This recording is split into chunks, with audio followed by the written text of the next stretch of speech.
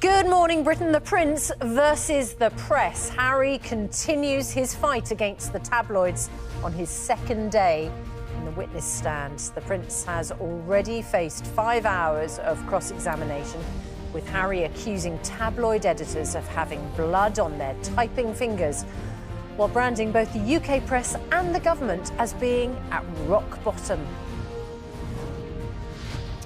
Prince Harry says it's his life's work to reform the British press, which he believes cost him paranoia, depression and cost personal relationships. A game changer for obesity. Tens of thousands of patients will be prescribed a weight loss jab that could help them lose up to 15% of their body weight in a new NHS pilot scheme costing £40 million. The founder of the animal rights group, PETA, has changed her will to include a unique legacy for King Charles, a piece of her own neck. Ingrid Newkirk is also leaving body parts to world leaders. Find out why after 8. And is breast best? New research claims children who are breastfed for a year were 3 times more likely to get top GCSE grades in maths and English. So, should breastfeeding be encouraged, or does it put mothers under too much pressure? We'll be debating that later in the show. And West is best with the sunshine today, more sunshine today, warmer than it was yesterday. I'll have all the details of that and more, plus the latest on the pollen bomb here on Good Morning Britain. Wednesday, 7th of June, 2023. Live from Television Centre in London, this is Good Morning Britain with Susanna Reid and Ed Balls. Very good morning to you. It's 2 minutes past 6. Well, he's a brave man, Prince Harry. Take on the entire tabloid press establishment and all of those papers who have...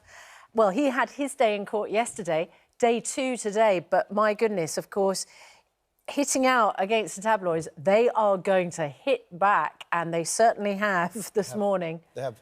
The Mail says... he must have longed for the schmaltzy embrace of opera. He didn't get a schmaltzy embrace from the Mirror Group barrister yesterday. I guess the day before you go in for your first day, you're sort of thinking, how's it going to be? The start of day 2, I mean, he knows now what it's like in there. I wonder how he'll do it differently today, because he had a tough day yesterday. He did have a tough day, and but it's... Oh, look, I get the impression that people are absolutely split down the middle on this. Either you think you have a lot of sympathy for Prince Harry because he grew up, he lost his mother at a very young age. We all saw those terrible images of the car. We know about the chase by the paparazzi. Completely blames the tabloid press, the paparazzi, for the death of his mother. And yesterday in court, he talked, didn't he, about, you know, the paranoia, the depression that he felt, about the intrusion into his life, the fact that he felt he had to sort of play up to this image. Sure. Because, you know, he'd done the crime, apparently, according to the papers, of being the Playboy prince who was constantly misbehaving. He said, you know, he might as well... Well, he was doing the time, rather, that he might as well do the crime. He might as well be that person. It sort of influenced who he was.